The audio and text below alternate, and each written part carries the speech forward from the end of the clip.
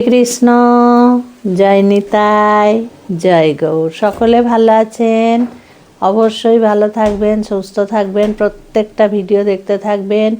অনেক কদিন হয়ে গেল আমার ফোনটা বন্ধ আছে, কেউ ভয় পাবে না। আমি ফোন আবার খুলব, কদিনের মধ্যেই ফোন খুলে দেব, কারণ আমি একটা বিশেষ কাজে আটকে গেছি, যার জন্য আমার ওই টাইমটাই ফোনটা খোলা হচ্ছে না। আমি খুব তাড়াতাড়ি ফোনটা এবার খুলে দেব। আচ্ছা, আজকের বিষয় হচ্ছে হোলিকা দহন। এটা তো সকলেই তোমরা জেনে গেছো, আমি তো বলেছি অনেকবার। হোলিকা মানে হচ্ছে হিরণ্যকশিপুর বোন, প্রহ্লাদের পিসি। তো সেই প্রহ্লাদের পিসি ব্রহ্মার কাছে বর পেয়েছিল কি না, সে আগুনে পুড়ে কখনো মারা যাবে না, মানে আগুনে সে ভস্ম হবে না।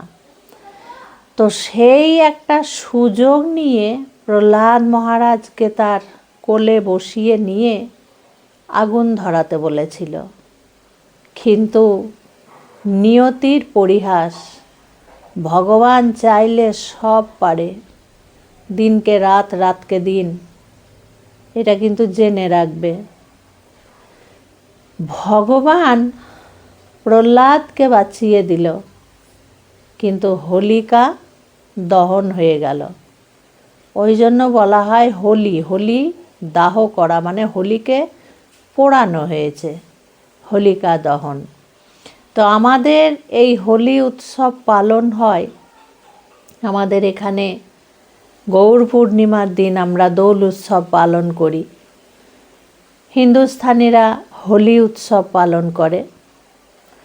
তো এই হোলি যেখানে দহন হয়, অনেক জায়গায় হয় না, ন্যাড়া পোড়া নামে পরিচিত। এক এক জায়গায় এক একভাবে নাম শুনেছি আমি, কিন্তু লক্ষ্য একটাই, হোলিকাকে দহন করা হয়, অর্থাৎ পোড়ানো হয়। কোথাও বলে ন্যাড়া পোড়া, হোলির আগের দিন পোড়ায়। একটা ছড়াও আছে কি যেন, যে আজ আমাদের ন্যাড়া পোড়া, কাল আমাদের দোল, বলো হরি বল, এভাবে বলা হয়, এটা শুনেছি। নানান ধরনের কাঠ, ডাল, পালা, ফল মূলাদি দিয়ে সেইখানে আগুন ধরিয়ে দেওয়া হয়। যদি আমার সন্তানেদের, যারা তোমরা ভিডিও দেখছো, যদি তোমরা এই দিনে তোমাদের বাড়ির আশেপাশে বা তোমাদের কাছে পিঠে কোথাও এই হোলিকা দহন করা হয়, ন্যাড়াপোড়া করা হয়, তোমরা একটা কাজ করবে। আমাদের সংসারে প্রত্যেকটা মানুষেরই একই প্রবলেম, যে সংসারে আয় উন্নতি নেই, কোনো অর্থকড়ি আসে না ঠিক মতো, তারা করতে পারো। যাদের অনেক দেরি হয়ে যাচ্ছে, বিবাহ হচ্ছে না, তারা করতে পারো। যাদের বাড়িতে কুপ্রভাব, তুলসী গাছ বাঁচে না, আয় উন্নতি নেই, কেউ যেন বাড়িতে নজর দিয়েছে, তারা করতে পারো। এই সমস্যাগুলো তো প্রত্যেকটা বাড়িতে বাড়িতেই আছে। তোমরা কি করবে, যাদের সংসারে অভাব, ভাবছো কেউ হয়তো আমাদের টোনা টোটকা করে রেখে দিয়েছে, কালা জাদু করে রেখে দিয়েছে, তারা এইটুকু একটা ছোট্ট চন্দন কাঠ কিনবে। সেই চন্দন কাঠটা নিয়ে তোমরা তোমাদের ওই মনের ইচ্ছে জানাবে, ভগবানকে মনের ইচ্ছে তোমরা জানাবে। এইভাবে ডান হাতে করে ধরে, এই ঘড়ির কাঁটা যেমন ঘোরে, এইভাবে তোমরা 7 বার নিজের পা থেকে মাথা পর্যন্ত ঘুরিয়ে নেবে, নিয়ে ওই কাঠটাকে আগুনের মধ্যে ফেলে দেবে। এগুলো কিন্তু সফল হবে, কারণ এগুলো তো প্রত্যেক দিন পাওয়া যায় না। হোলিকা দহন বছরে একবারই হয়।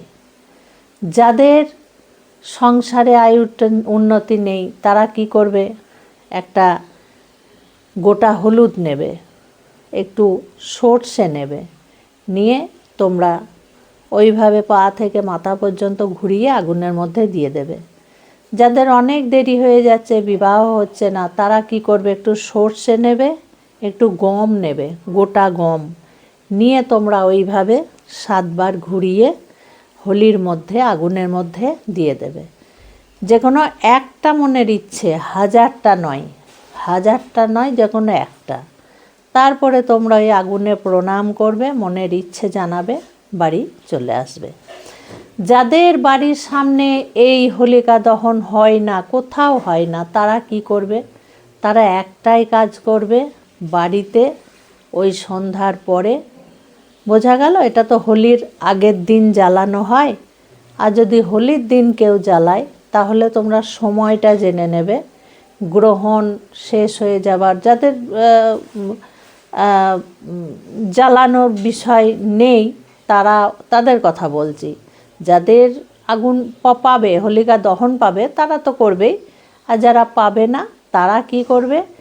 গ্রহণ ছেড়ে যাবার পরে, হোলির দিন গ্রহণ ছেড়ে যাবার পরে তোমরা ঠাকুরের সামনে যেমন দৈনন্দিন প্রদীপ জ্বালো, তেমনিই তোমরা প্রদীপ জ্বালবে।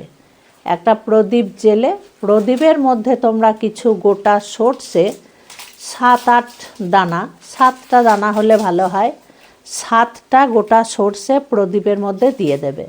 তারপরে তোমরা মনের ইচ্ছে ভগবানকে জানাবে। জানানোর পরে তোমরা প্রণাম করবে। বোঝা গেল? এইভাবে তোমরা করবে। আর যেহেতু হোলি, সেদিন সবার একটা করে আলাদা ব্যাপার থাকে, নিরামিষ আহার করবে। তারপরে কেউ কেউ ঘরে পুজো দেয়, যারা পারবে তারা দেবে, যারা পারবে না তারা এক কাজ করবে, সেদিন নিরামিষ আহার করবে।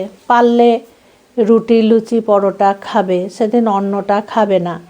আর যদি না হয় কোনো ব্যাপার নেই। এর আগেও ভিডিওতে আমি বলেছি, পূর্ণিমার দিন, সুন্দর দোল পূর্ণিমা, যাদের ঘরে পঞ্চতত্ত্ব আছে বা গোপাল আছে বা রাধাকৃষ্ণ আছে, সমস্যা নেই, তারা পরমান্ন করে ভগবানকে দেবে। যে আটা খাবে সে সেই দিন পরমান্নটা নেবে না, বাড়ির সবাইকে দেবে।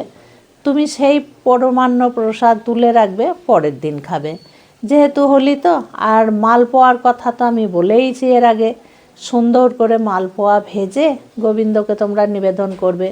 যারা এই দিন রুটি, লুচি খাবে তারা মালপোয়াটা খেতে পারবে, কারণ মালপোয়াতে তো চালের কিছু দেয়া থাকবে না, ওটা তো তোমার সুজি আর আটা দিয়ে তৈরি করা হবে। তো এইভাবে তোমরা হোলি পালন করবে। খুব ভালো থেকো, সুস্থ থেকো। আর কিছু কিছু দরকারি হোলির ভিডিও আমি শর্ট করে করে দিয়ে দেব, তোমরা দেখে নিও। আজকে আসছি। হরে কৃষ্ণ, জয় নিতাই, জয় গৌর।